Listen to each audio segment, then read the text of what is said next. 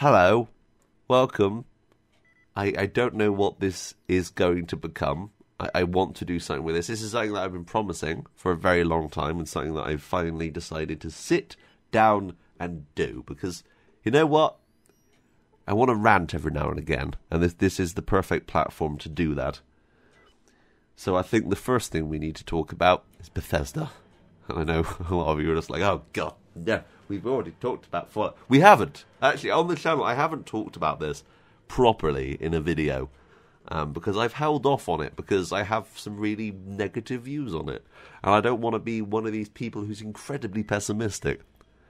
But I think today, it might be a fun experience if we talked about it. And I could get my point across. So, we're going to call this episode the Bethesda-ing. No, the negativity... The microtransaction world of Bethesda? No. Granny Skyrim? No. Something on the lines of God end it now is what I'm going to call this podcast. So, as I'm sat here on a Sunday, it's currently 3:19. Yeah, it's almost 3:20. I sit here. I'm really sad. And I'm really sad because Bethesda, my favourite game company after Ubisoft Reflections, are no longer in that category. They are on the floor they're on the floor. So you have now if you look down, Activision and EA are above them now. They're all the way down there. What happened? What happened to Bethesda? So for those of you who don't know, I'm a big fan of Bethesda. I've always been a big fan of Bethesda. I've absolutely loved their games. I've absolutely loved the Fallout series when they reinvented it back with Fallout 3 in 2008. I absolutely loved Oblivion. I put many, many hours into that. I've played a bit of Morrowind. It's not really my cup of tea, but I see it for the game that it was. It was an incredible game when it came out. And that's why it really saddens me that Fallout 76 is a thing.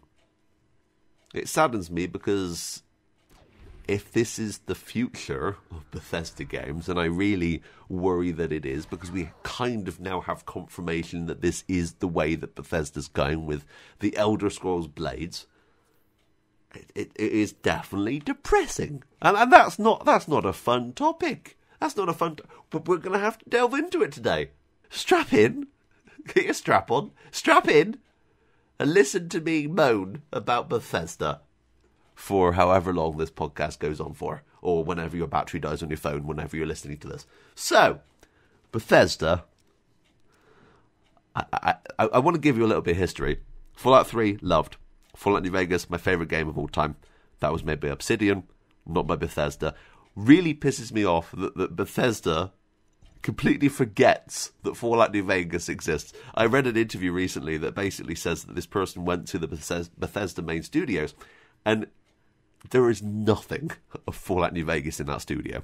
There is nothing. There's no mention of it. There's no posters. There's nothing. And that just seems incredibly childish, because Fallout New Vegas, a lot of people would class Fallout New Vegas better than Fallout 3, and that blatantly now shows that pisses Bethesda off.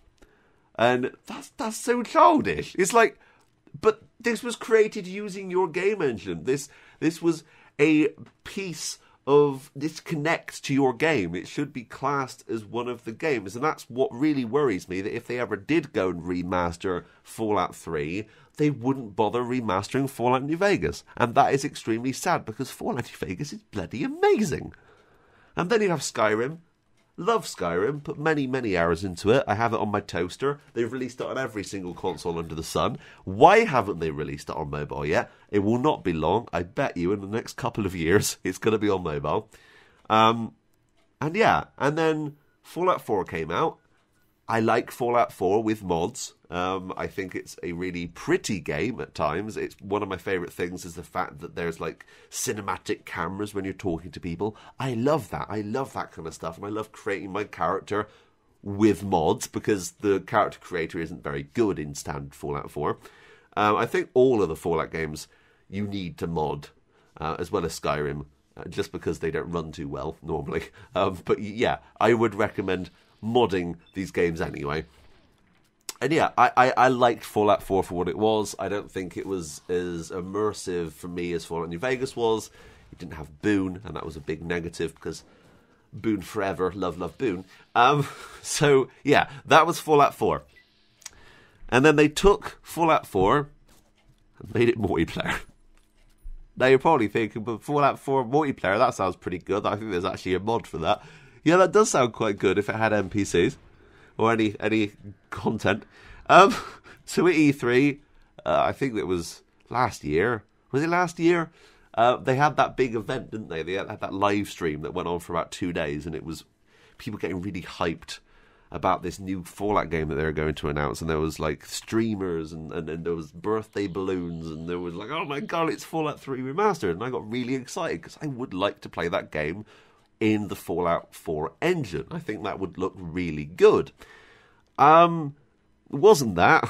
It was a game called Fallout 76. I got to admit, I loved the trailer. I think the fact that they used Country Roads was incredible. I love that song, and I've gained a huge amount of love for that song.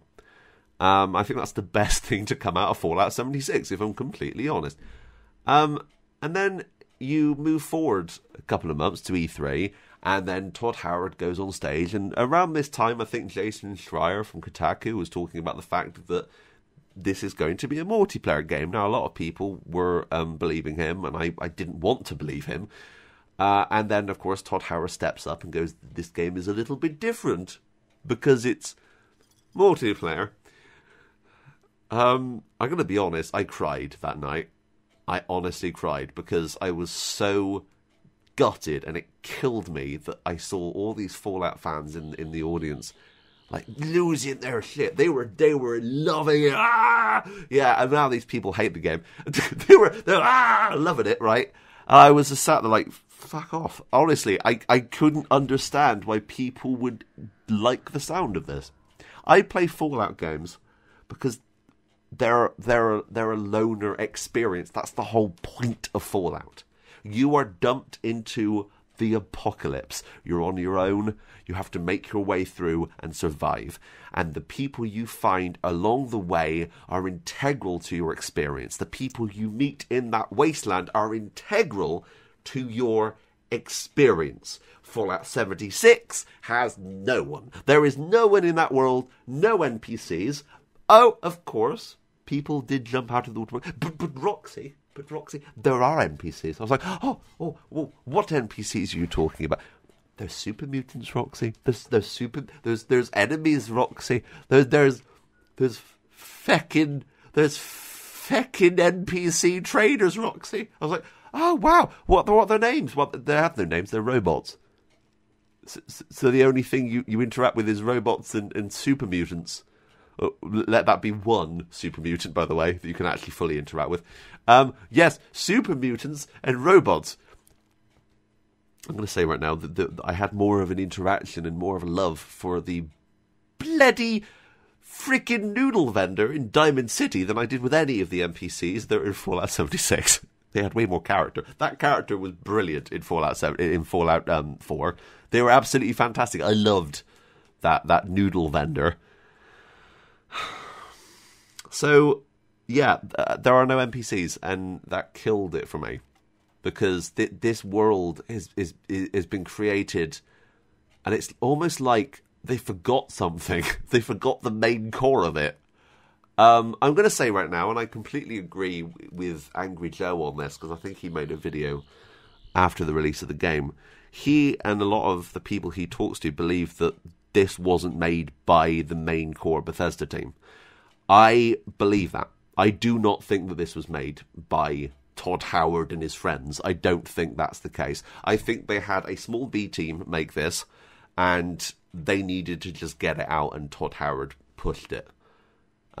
Because you know what he did on the stage was marketing spiel. You know that's now come out as not fully accurate. Like the fact that he then later comes out and says there's no NPCs. Also the fact that he says that this is 4 million times the graphical quality.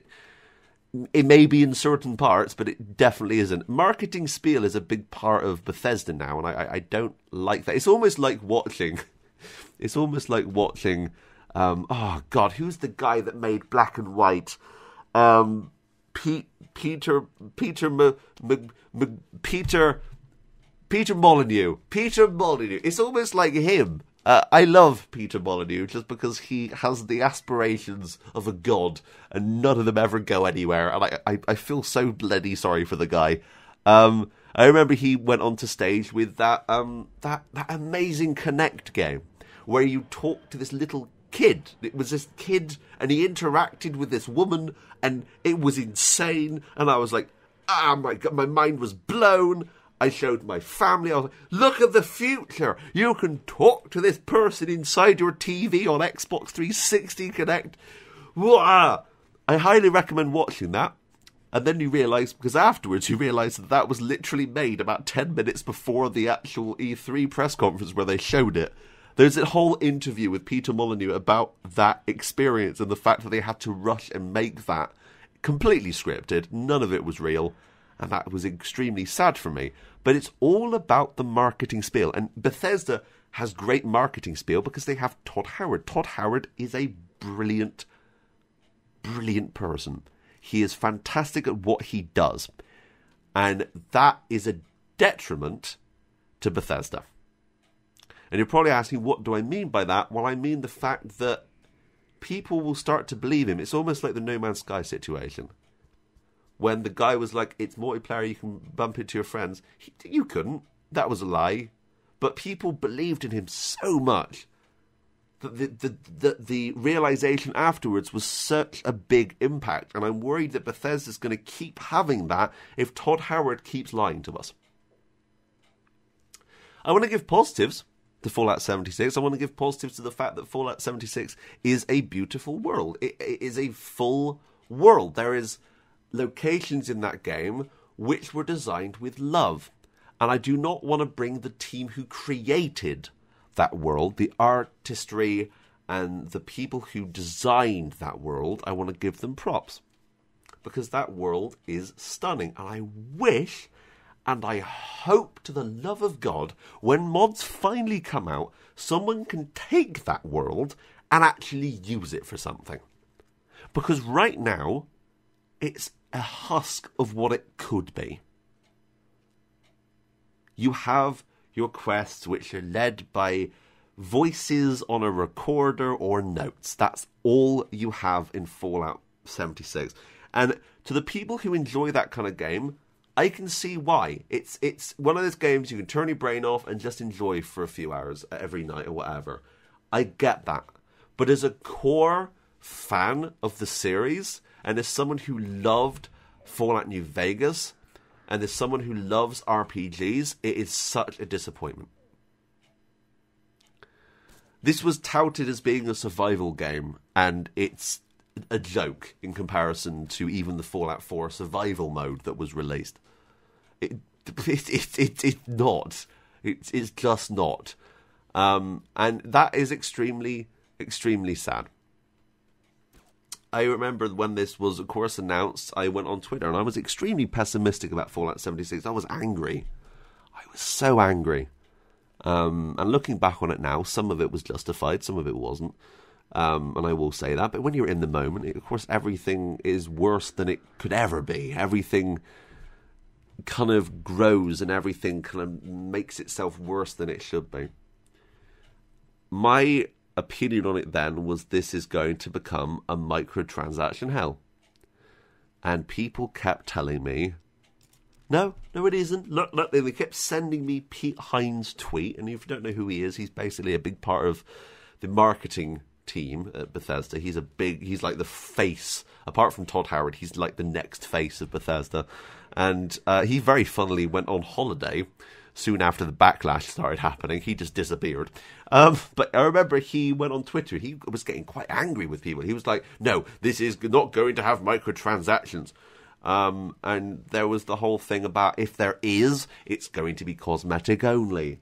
And of course, that is a great excuse that developers use.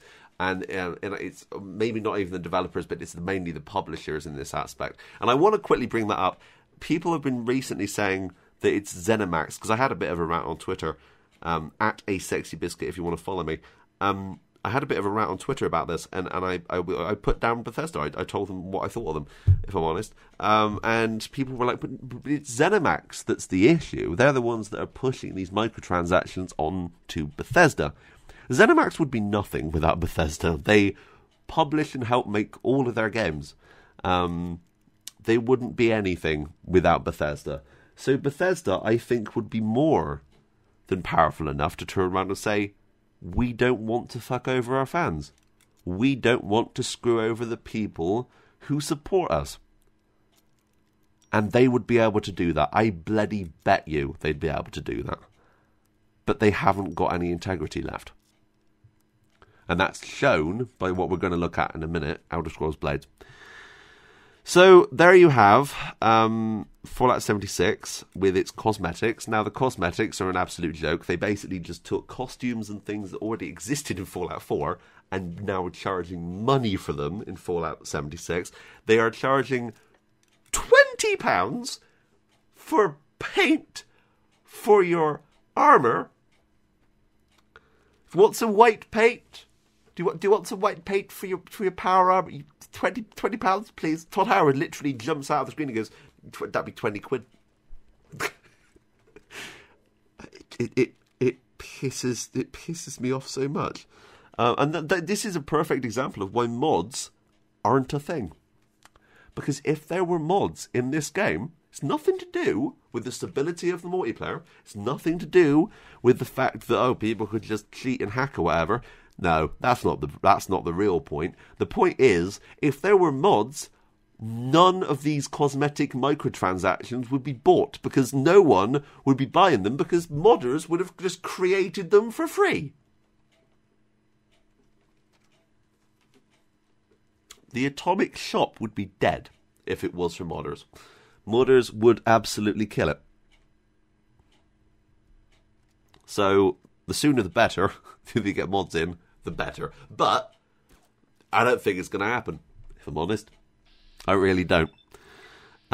So that's the problem right now. Apart from the fact that a couple of days ago, they proved themselves to be liars. By the way, I haven't mentioned any of the other stuff that happened. There's a lot of other things that Bethesda has ended up doing, including the stupid bag incident where they sent people bags that were just absolute shite and then gave them £5 worth of atoms. There's a few things that Bethesda's done which really doesn't look good on them, especially after all this.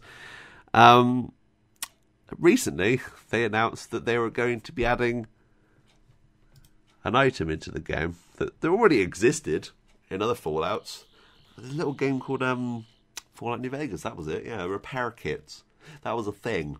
Also, you could just take a weapon that you already have and just put it together and stick it together with sellotape. But now they're charging you for it. So the pay-to-win thing, out the window, because they've just done it. And that is them going against their word. And I'm going to read to you why, because I know people are going to say, but you can buy them in the game. You can get them as rewards. You can. But I'm going to say right now that the chance of getting them is extremely low.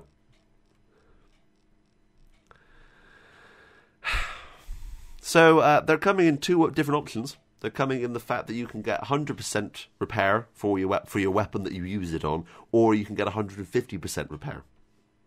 Okay? Now, these can be bought in the Atomic Shop using atoms. Or you can earn atoms in the game at a very, very slow rate. So you're able to literally be in the middle of a gunfight with another player, let's say, if you're playing the new survival mode. And you're in the middle of a gunfight, hiding behind cover. You've got your last bullet or whatever. Your gun's on the edge of breaking completely, and you turn around and fire at them, bang, bang, bang, and your gun breaks. Now, that should be it. The other player should win now. You haven't got a weapon to defend yourself with, and they should be able to kill you. That's fair. But what's happening now is the fact that these kits will allow you to just go into your menu and hit repair. And then you can just turn around and shoot the guy in the face. That's pay to win. There's no way around that. That's pay to win. Bethesda says, we read tons of feedback and suggestions from the Fallout 76 community, and repair kits were a popular request. I'm assuming right now that they were not a popular request to be paid for. I'm assuming that they were just a popular request to be in the game, as in any other Fallout game. But I could be wrong. That we wanted to get into players' hands with money. Bethesda says, when introducing the kits, we also felt we could try out something new with these. Yeah, how much money will people actually spend on these? Let's try it, you know? Both in-game and in the Atomic Shop, as we look to the future, we're exploring ways we can bring other community-driven ideas to the game as well. Such as refrigerators for camps. Good God. So your food will last longer. I don't even know food degraded, but okay. Ammo and food converters, and even the ability to send scrap to your stash without having to head home. Now, these are not going to be free items, are they? Are they, Bethesda? No, they're not. They're going to be paid in your Atom store.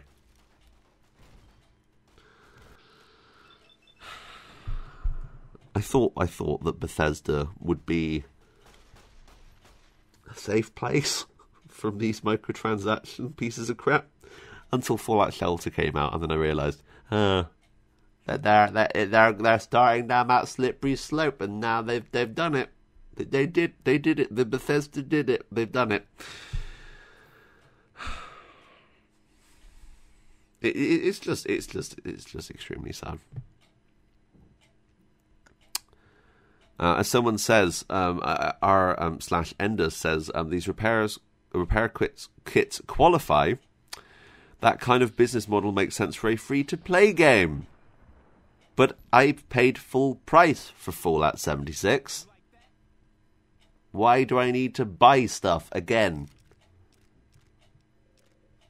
Some other people may say, yes, they're adding content with free DLC now. They're doing the whole EA thing where they're going to be adding DLC for free, expecting you to buy microtransactions to kind of pay for those. But no one asked for this. No one asked for this. It's a broken promise at the end of the day. So, I want to move on to Blades, because Blades, I was looking forward to Blades. It was at that same E3 press conference. I love the idea that you can turn your phone sideways or upright and it plays the same. Found bloody-tastic. I like games that I can just play for a couple of minutes on the toilet. Who doesn't? And Elder Scrolls Blades looks amazing. It looks like a great game. And they've ruined it. And they've ruined it. Almost bloody instantly. It's not even out of the bloody door yet. I'm going to drink some of my my Mango Loco juiced Monster Energy drink a second, because talking about this is actually killing my throat. Apart from making me really depressed. Elder Scrolls Blades. Beautiful game. Microtransactions up the wazoo.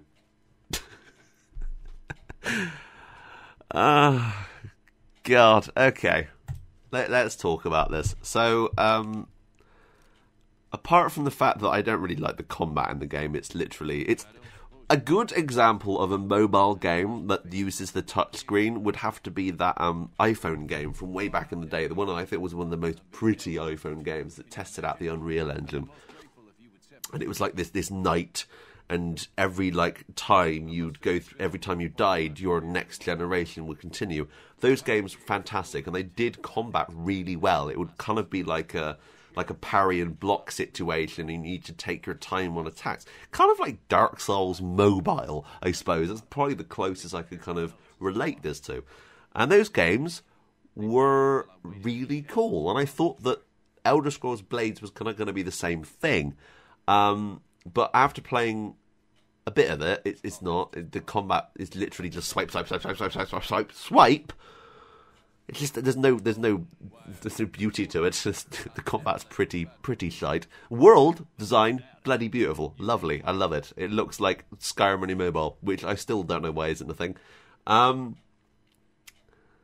then there's the problem, and I'm reading this from Forbes.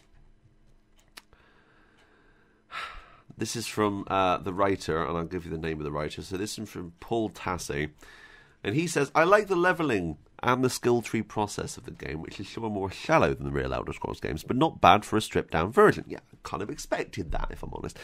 I'm enjoying building up my character. What is not forgivable are the sheer amount of microtransactions Bethesda has jammed into Elder Scrolls Blades at every single turn. I'll start with the worst offence, which is the chest system. Every mission will let you find a few chests in the level that are a wooden variety, open in 5 seconds and give you a few crafting materials. Great. It's become one of those games. But most quest rewards silver or gold rarity quests, which take 3 and 6 hours to open respectively. Now, as he goes on to say, yes, you can use gems to open these up. Gems cost money. Gems cost an arm and a leg. You can earn them in the game, but they drop at incredibly slow rates. Of course they do. This is a mobile game. They know what they're doing. And having to wait 6 hours or whatever for the next drop is fucking ridiculous. I play a Bethesda game to get lost in a world. I don't want to have to be constantly stop-starting, because I'm guessing there is a limit to how many of these things you can have in your inventory at once.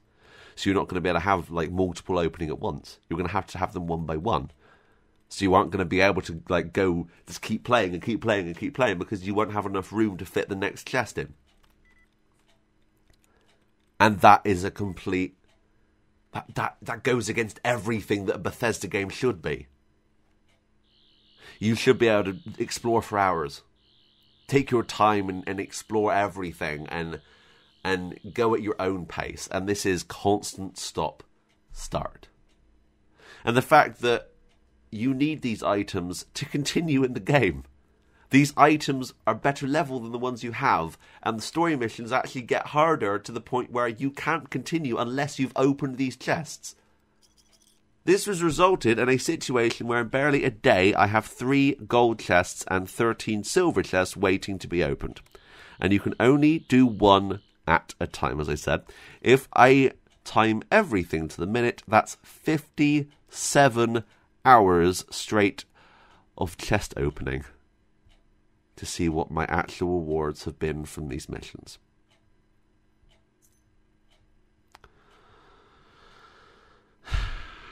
I said this on Twitter yesterday. They should have made this game £10. I think that this game would have still bloody sold millions if they had sold this game for a tenner with none of this crap in it. They would have made their money. People would have played the crap out of this. And this may be one of the best mobile games ever. But they messed it up. And that's why people, I think, are incredibly worried about the new Elder Scrolls game. Because I bet you right now there are going to be paid items in future Bethesda games. And that sucks. But don't worry, because they've already announced the Granny Skyrim is going to be in the next Elder Scrolls. Everyone's happy now. Everyone's happy. Oh, that's so sweet. Oh, that's so great. Great job, Todd Howard. You're so lovely. You've put this lovely old woman in this video game. We forgive you for everything. By the way, I think she is absolutely bloody brilliant, and this is a complete. This is such a marketing move. This is such a marketing move, and it really saddens me because this poor woman is basically being used as a pawn to make Todd Howard and Bethesda look better.